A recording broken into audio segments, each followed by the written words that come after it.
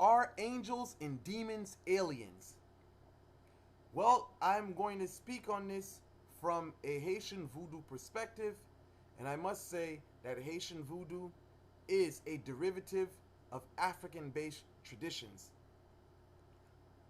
So, what I say here can speak for people that are into Palo, Kimbanda, Ifa, African voodoo, and many others. When we're talking about spirit beings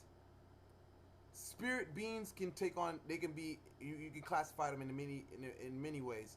Some that existed on Earth, some that never existed on Earth.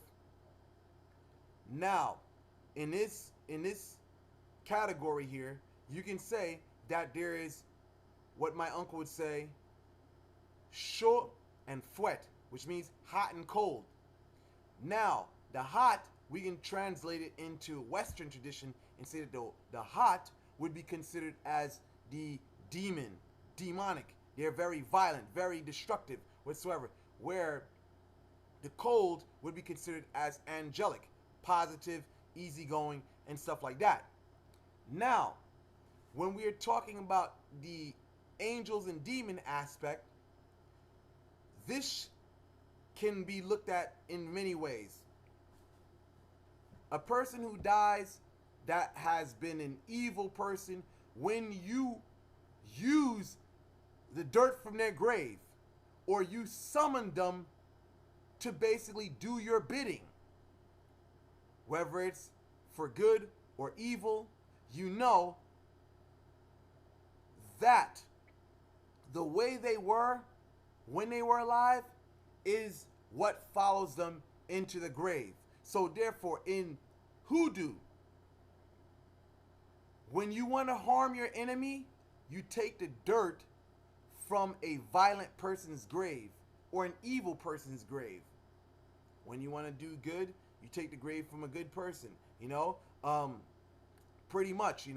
Now, the thing is, when we're talking about good and bad, or angels and demons, we can look at it in a way of the Western way is saying that these spirits never existed on Earth. But again, that's just one perspective. But when we start looking at this as being hot and cold, we can move away from cultural views itself, and just look at them as plain good and bad forces itself. Some people would say philosophically there's no such thing. These things are more objective and subjective views whatsoever. Oh well, but the thing is, we know that the aggressive, there's spirits that are aggressive that's more likely to do harm than the counterparts of being those that are prone to doing good. So now when we understand the nature of good and evil, or angels and demons, we understand in spirit essence that some of these people were people that once lived. So in traditions like Ifa, you have Oshun, Ogun, Obatala, Elegua, you know what I'm saying? Or no, Eshu, whatsoever. So in this tradition, most of these people were people who lived, and they died and became deified. In today's tradition, they are considered as Orisha.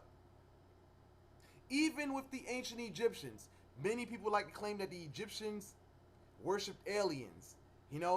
If a person goes into their research, they'll find that Nefertiti, that there was a Lwaneter or something like that, a depiction of a order of, let's just say, the gods itself, and they had Nefertiti there. They had many of kings that became Neter whatsoever. So we're talking about ancestors. We're not talking about extraterrestrials. We're talking about ancestors. From an African-based tradition perspective. When we're talking about extraterrestrials now, aliens, we're talking about, physical beings from another solar system. Now, I've never seen one. You know, I've never interacted with any. I've never seen any whatsoever. What I do know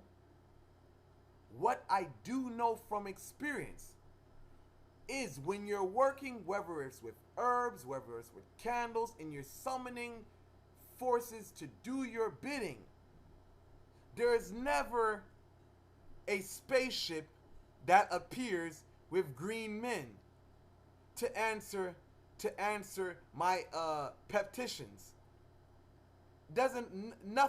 Nothing of sort. No lights flashing, no like top spinning, none of that whatsoever. So I say this: a lot of people come to this conclusion based off of what they do not know. Voodoo is a tradition that's been in my family for generations. When a person says voodoo, we have to understand what they're talking about. Voodoo means spirit, not extraterrestrial or something flying from another galaxy. No, we're talking about spirit, immaterial nature of reality.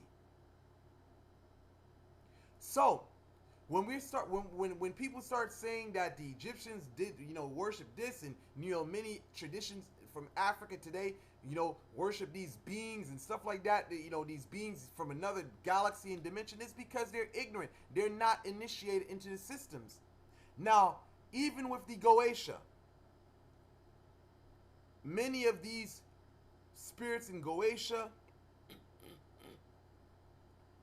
there really isn't any historical reference for them, but it's the same way. But when you're into Kabbalah, you understand the nature of words, letters itself. So putting any words together can connect you with a force that's in the spirit realm.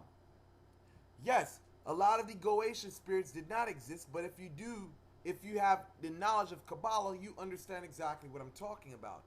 You're not connecting with beings from another galaxy. You're dealing with spirits or energy on a spirit level or an energetic level.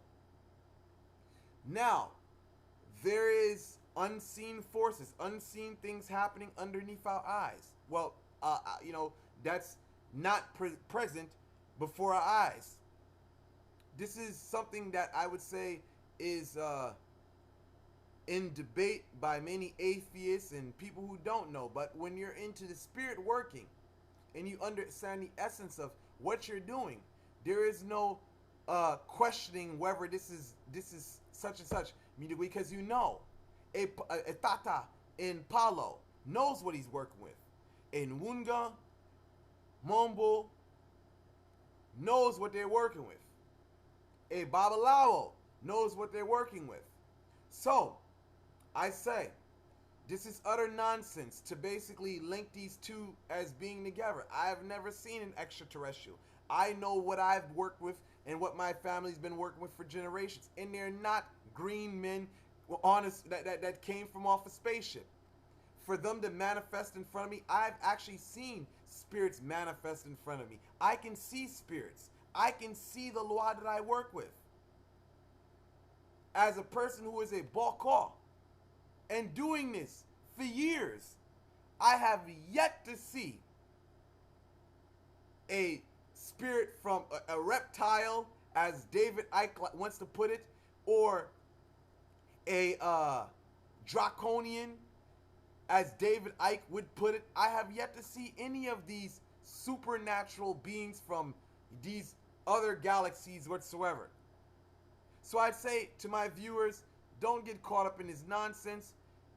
Stick with the work, stick with the experience. Because if you're not into the experience, you're just going to get caught up in hypotheses and theories whatsoever that you'll never find the conclusion to.